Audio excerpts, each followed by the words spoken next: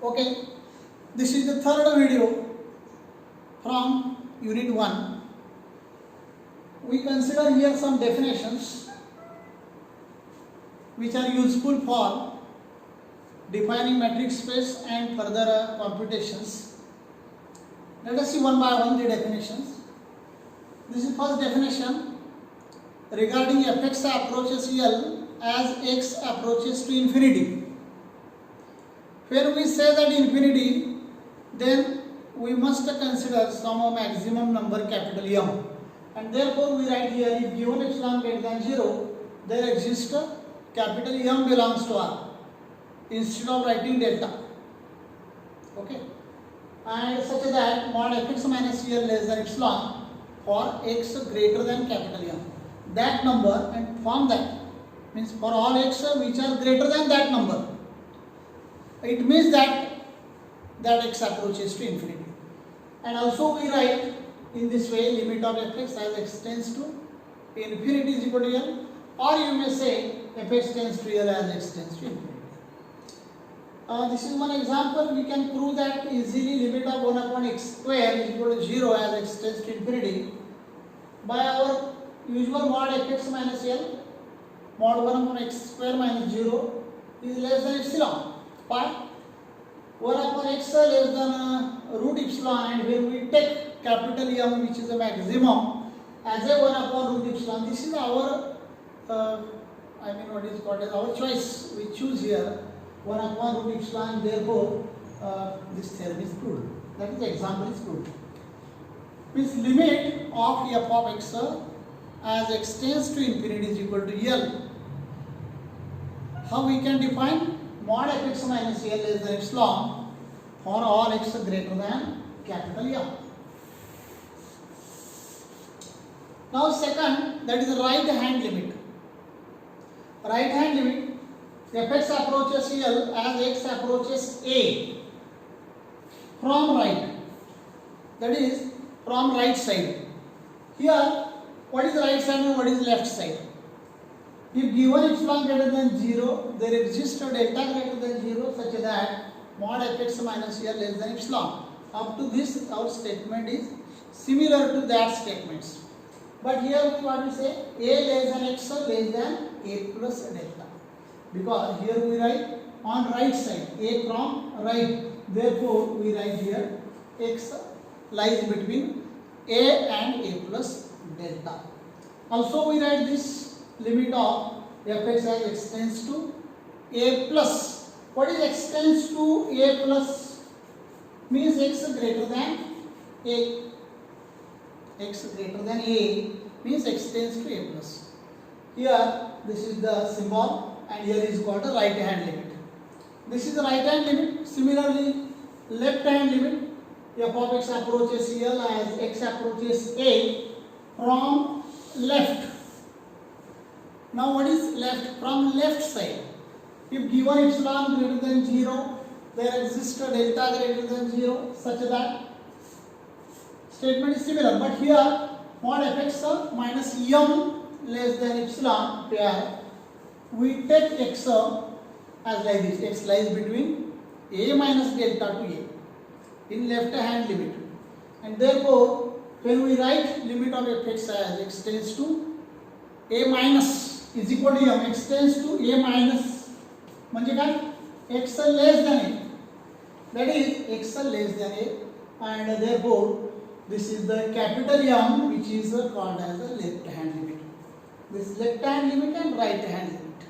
Now in remark, if left hand limit and right hand limit are equal, and if they are equal to L, here L is limit of fx, then this is the remark, limit of fx is equal to L. When you say that function is said to have limit L, when we say that left hand and right hand limit is same, and not only same but as equal to L.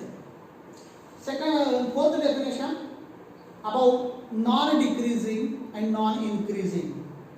Here if f is a real valued function on J, on interval J, which is the subset of real number R. F is a non-decreasing on J if, when we say that non-decreasing if f of x is less than or equal to f of y. for all x less than y, xy belongs to J. And similarly, if f is a non-increasing, where we say that f is a non-increasing sequence on a non-increasing function on J, if f of x greater than or equal to f of y. Here x less than y, xy belongs to J. This is about non-decreasing function and this is a non-decreasing function. And when we call it as a monotonic, it is f is either non-decreasing or non-increasing. We say that function is monotonic function. Here monotonic means from these two, if one is satisfied, then also monotonic function. Then next definition, that is fifth definition about strictly increasing and strictly decreasing. In this definition and this definition, only difference is here is the less than or equal to and greater than or equal to, but here not equal, only less than and greater than. This is difference. See here, real valued function f on J subset of R is strictly increasing if fx is less than f of y, and is strictly decreasing if fx is greater than f of y.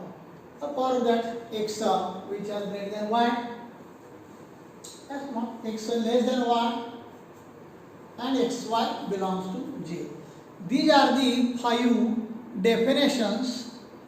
Fx tends to L as x tends to infinity, right hand limit, left hand limit, non-increasing, non-decreasing, that is monotonic, as well as strictly increasing and strictly decreasing.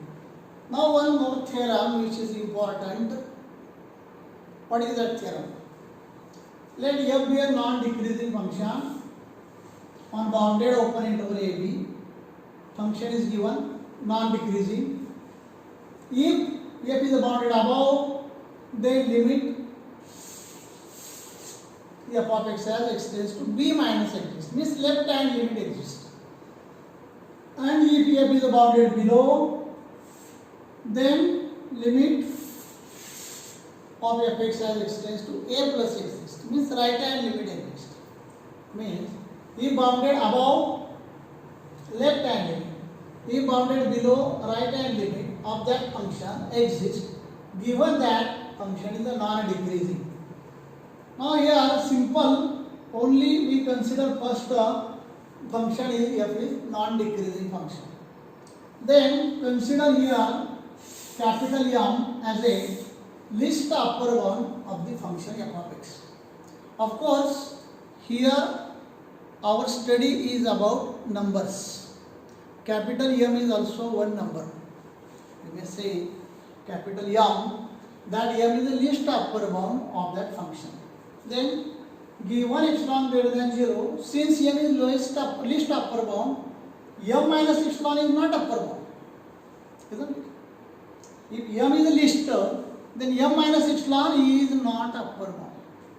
Therefore, there exists a y such that f of y which is greater than this number, because M minus epsilon is less than that number. Hence, f of y is greater than M minus epsilon. Here is one construction regarding numbers theory. When we consider let delta is equal to b minus y, that is b minus delta is equal to y. B minus delta is equal to y. Means y is equal to b minus delta. Therefore, f of b minus delta is equal to f of y, which is also greater than m minus epsilon. Here f is a non-decreasing. Function given is a non-decreasing. Hence function is always greater than that number, m minus epsilon. Function is a non-decreasing. Therefore, function is always greater than m minus epsilon. Since fx is less than or equal to m, therefore mod fx minus m less than epsilon for this number b minus delta less than x less than b. And what is this? This is about our left hand limit condition. And hence limit of fx as x tends to b minus is equal to m. Here only one part is there. Here only left hand limit exists. We have to show that limit of fx extends to b minus x exists. Similarly, when we consider small m is equal to greatest lower bound of fx as x belongs to a b, then we can prove that limit of fx as extends to a plus is equal to small m. And then from these both theorem is proved. Similarly, we can write these all steps regarding these statements. Okay, this is the basic understanding before going to start matrix space. And in next video, let us start actual definition of matrix space and further examples relating to matrix space. Thank you.